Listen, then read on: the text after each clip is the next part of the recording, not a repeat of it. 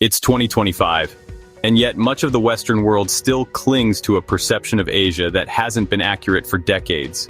Despite overwhelming evidence to the contrary, many Western commentators, media outlets, and policymakers continue to view Asia as a continent mired in poverty, corruption, and authoritarianism, a place of low-cost labor and underdeveloped systems.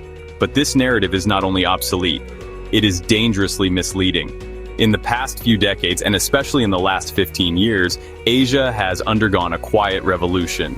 From infrastructure and education to technology and clean energy, Asia is no longer catching up. It has already pulled ahead in many respects, and in doing so, it's reshaping the very foundations of global power. Please take a moment to like the video and subscribe to the channel. Let's begin with the most tangible evidence of progress: infrastructure. China, in particular, has constructed the largest and most advanced high-speed rail network in the world. Over 42,000 kilometers of sleek, efficient rail lines connecting its major cities, regional hubs, and even bordering countries. These trains move at speeds of up to 350 kilometers an hour and are used daily by hundreds of millions. But it's not just China anymore.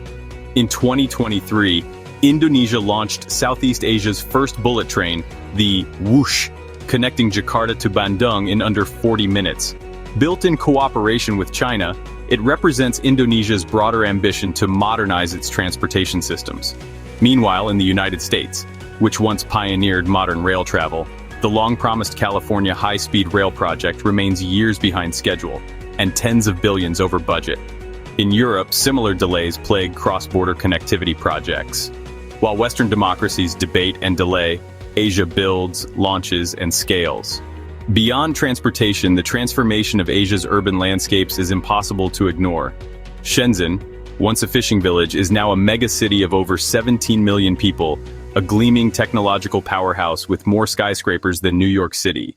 Singapore has become a model of green urban planning and efficiency. Chongqing, Bangkok, Jakarta, Kuala Lumpur all feature futuristic skylines, extensive metro systems, and rapidly expanding financial districts. By contrast, many iconic Western cities, including San Francisco, London, and Paris, are struggling with urban decay, aging infrastructure, rising inequality, and public services that can't keep pace with demand.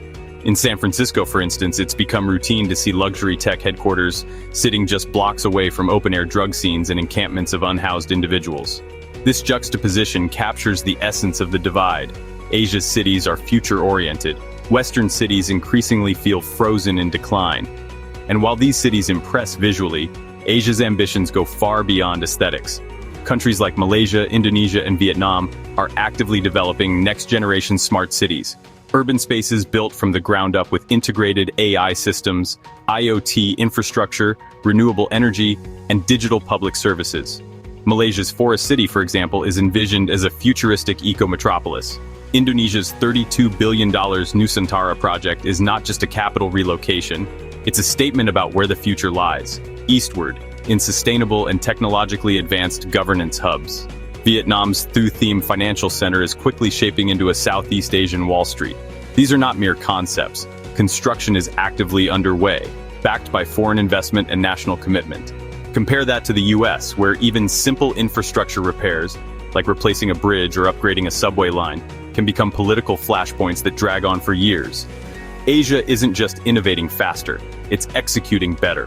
One of the most remarkable, and often ignored, achievements is in poverty reduction. In just over 4 decades, China has lifted more than 850 million people out of poverty, according to the World Bank, a feat unparalleled in modern history. Its rural revitalization campaigns, targeted subsidies, and massive infrastructure rollouts have created upward mobility for hundreds of millions. Vietnam, meanwhile, has reduced poverty from over 70% in the 1980s to under 5% today, fueled by export-driven growth and educational reform. Bangladesh, which used to be the poster child of humanitarian crisis, now boasts one of the fastest-growing economies in Asia, with significant improvements in female literacy, child mortality, and textile exports. Meanwhile, in the so-called developed world, economic stagnation is breeding inequality. The United States, despite a $4 trillion GDP surge since COVID, still has over 40 million people living in poverty, many of whom lack healthcare, stable housing, or access to quality education. Europe faces an aging population, youth unemployment, and sluggish productivity. The West preaches prosperity, but Asia is delivering it. Now let's turn to education, the foundation of long-term development. Asian countries are not only competing globally, they're dominating. According to the OECD's PISA assessments, students from Singapore, China, Japan, and South Korea consistently outperform their Western counterparts in mathematics, science, and reading. Singaporean students regularly rank #1 in the world. Chinese students from provinces like Beijing and Shanghai score so high that they skew the global average. These systems emphasize rigor, discipline, and future-focused skills like engineering, computer science, and critical reasoning.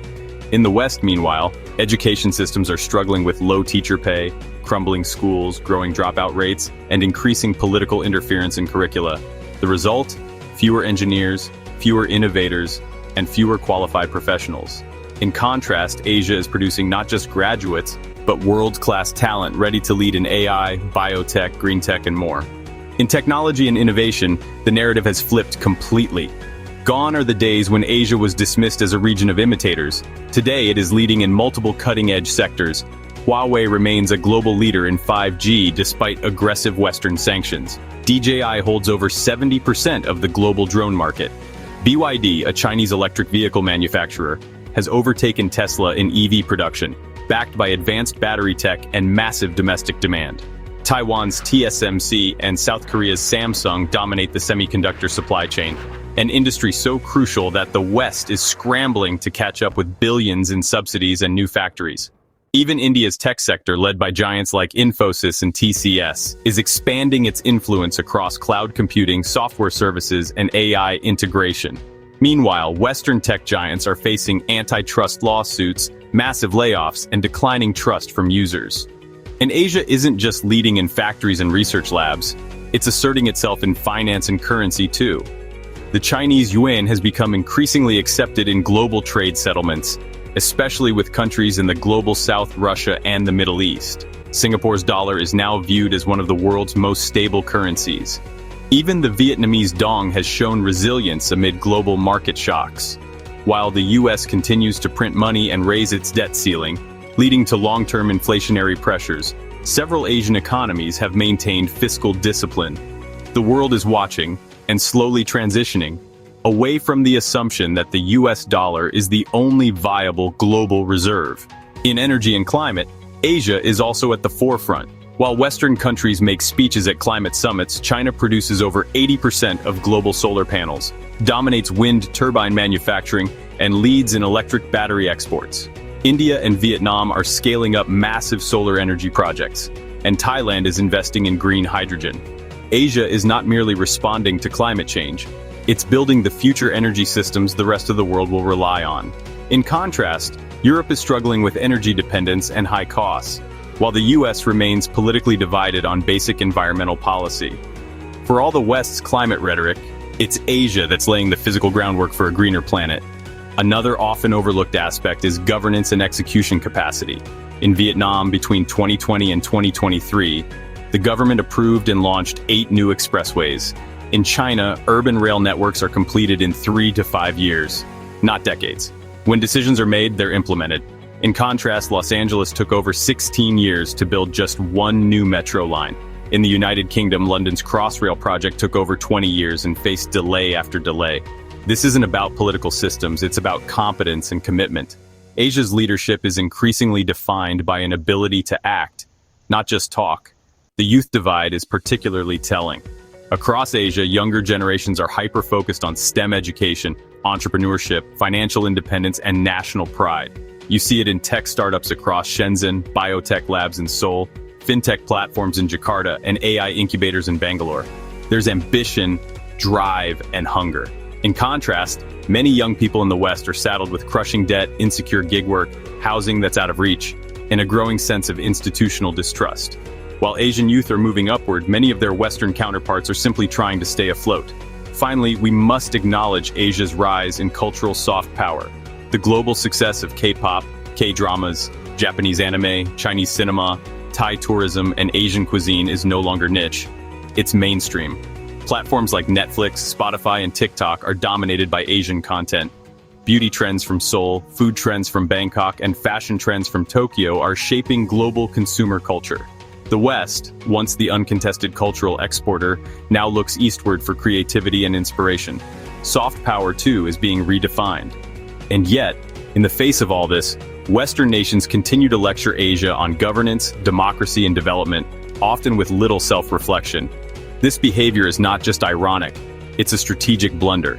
The United States continues to borrow trillions from China, import Chinese technology, rely on Asian manufacturing, and then proceed to paint Asia as a threat or inferior system. But the world is watching, and increasingly choosing Asia as a partner for the future.